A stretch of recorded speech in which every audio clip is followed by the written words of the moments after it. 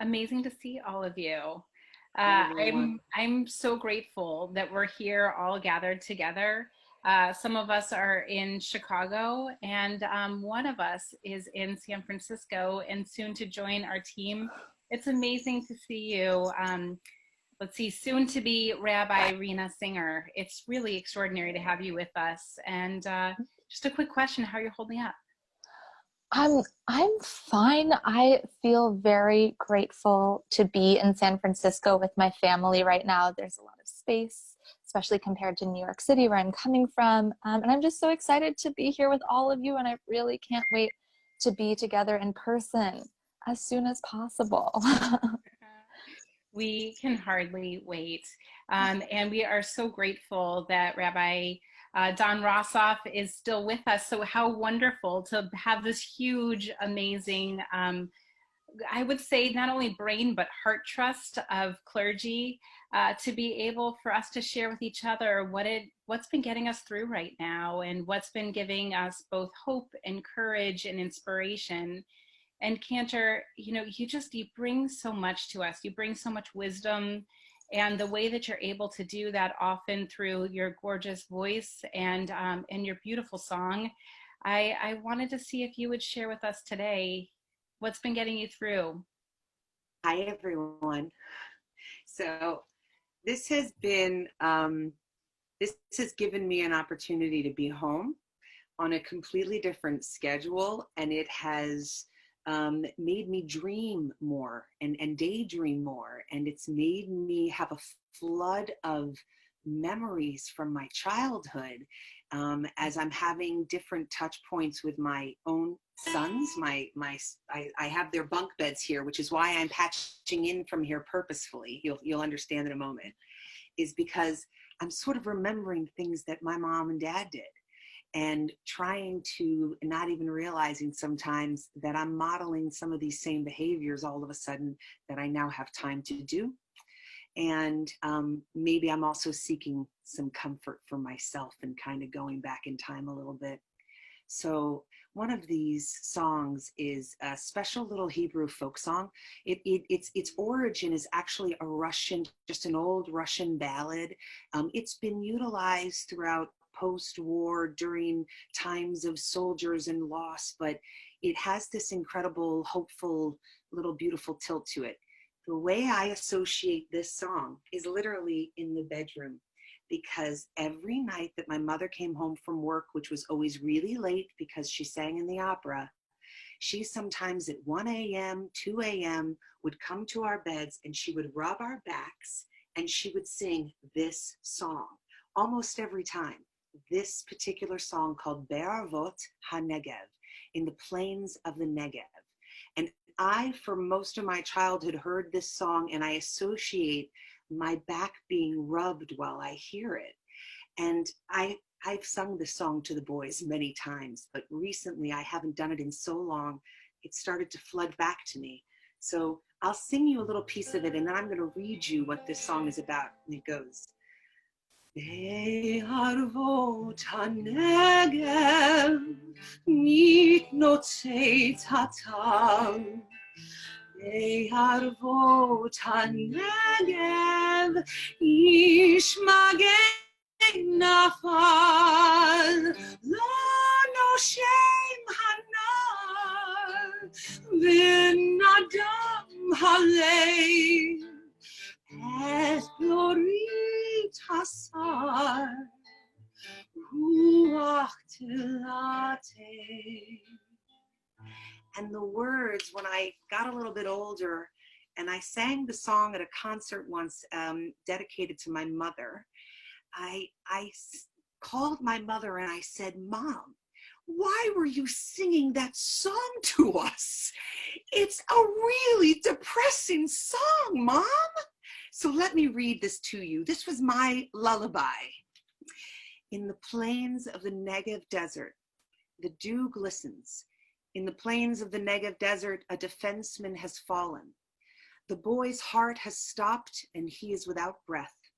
The breeze caresses the front of the moon with sadness and terrible grief.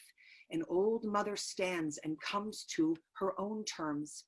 The tears streamed down from her mother's face. From the mother's face, a lead bullet came and broke her heart. Then a tall boy emerged and said to the mother, "Do not cry, mother. In days of command, mother, we faced our enemies like an iron wall, facing an attacker and a tyrannical, angry king. If you allow, I will be your son." In the plains of the Negev, he held her hand and said, "If you will it, friends, it is no legend."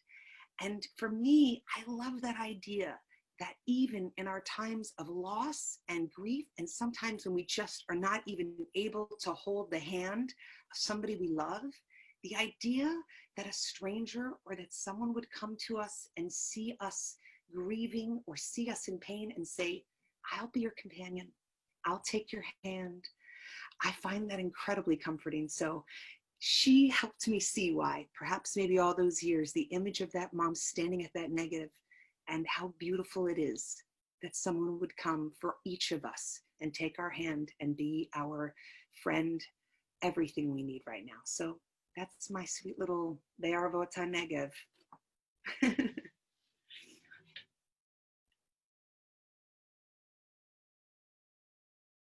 Thank you, Shira. Yeah, I'm really touched by the moment that you realize what a crazy song to have as a lullaby. what a weird song to have as a lullaby. And the word lullaby really made me think about the lyrics, because the very last line of this song has "Im tirtzu Hevraya Enzo Agada." So it takes the line from Herzl, "Im tirtzu Enzo Agada," and the word "friends" in the middle there. But when I looked up this song, it translated it as "if you will it, it is no fairy tale." I was like, I have never heard that translation of this. And Nice. so that there's this play in here of real life versus not real life, fairy tale and dream, into what is actually going on. And when we think about lullabies, they normally are characterized like fairy tales, but why can't they be real life as well? That's what I'm thinking about. Thank you. Wow, Cantor, that was just so beautiful. As you were singing, I was almost feeling my back being stroked. To come back to those times in childhood where comfort and safety and security were in the hands of a parent, and what you are doing with your children, and what so many others are doing with their children to provide comfort and a sense of hope. Listening to the lyrics, and I had been familiar with the tune, but that was before I really understood Hebrew. And listening to the lyrics and reading translation, I just have to say this, Cantor, I think maybe this explains something about you.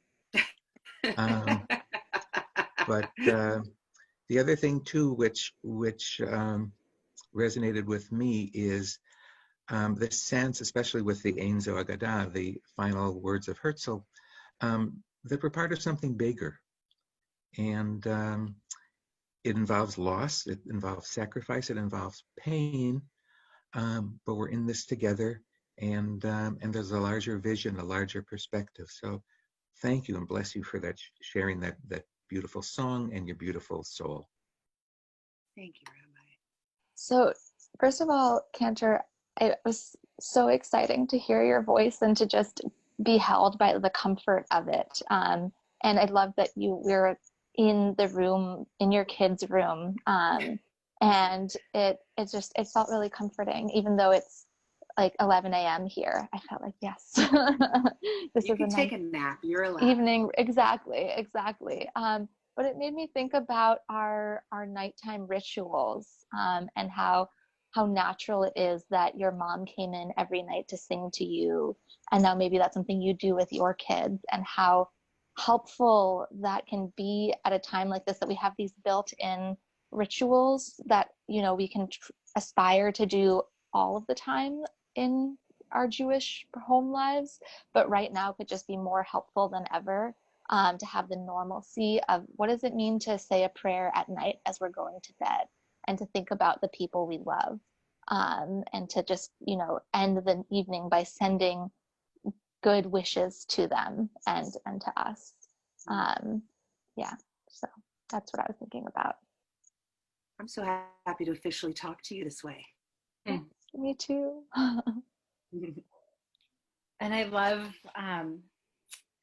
Rena, how what you brought up was almost exactly for me what was evoked, is this feeling, especially, I just, you know, the cantor a lot of times when we're there, and in person on Shabbat. And I love cantor how a lot of times when you introduce the Hashkivenu, how you say, this is our people's lullaby. And, you know, and it has so personally in our house, like, especially when the boys were infants, that was their lullaby, that now we still sing the Shema every night together. But it used to be that we would sing the Shema and I would just hold them and sing the Hashkivenu. And I remembered always praying that, like, that someday they'll find a loved one, a real mate who would just love them like the way that I love them. And I find that every night we have the ability to sing ourselves to sleep, right? To be able to, like, these lullabies of our people. So we might not have a mom who strokes our back, and sings those beautiful words, that are also dark and haunting, and yet so reassuring, especially Cantor, the way that you talked about what that felt like for you to be thinking of, like, that there's somebody who's saying, I still want your hand, I still hold your hand. That I feel like to be able to, for us to be able to provide that comfort sometimes, knowing that for thousands of years our people have sung these songs, these prayers that have helped us to find peace among the chaos. I love that notion of the Negev, you know, this big open desert, and still saying, and in this wilderness, I can give you this song. So Cantor, thank you for bringing us this song. Thank you for bringing your voice, your spirit, and thanks for bringing your mom this week into our own ways of finding comfort. So I'll do one more verse of this, and I chose this verse because you'll hear the word Ima. This is that wonderful moment where they say, Mom, I'll be your son. And I think that all of us can be the default child and parent for just about anybody that we come across on any given day. So let us be comfort to someone else too, and listen out for that mothering, beautiful sound. Atzar kadima nagva koma vayomar laima halach bedima bachureinu ima bimei bekuda mul shoneinu ima choma pelada. I love and miss you, rabbis. We love and miss you too. And Love you too. wonderful to be able to still feel you like this. Thank you. I'm reaching out. Stay safe.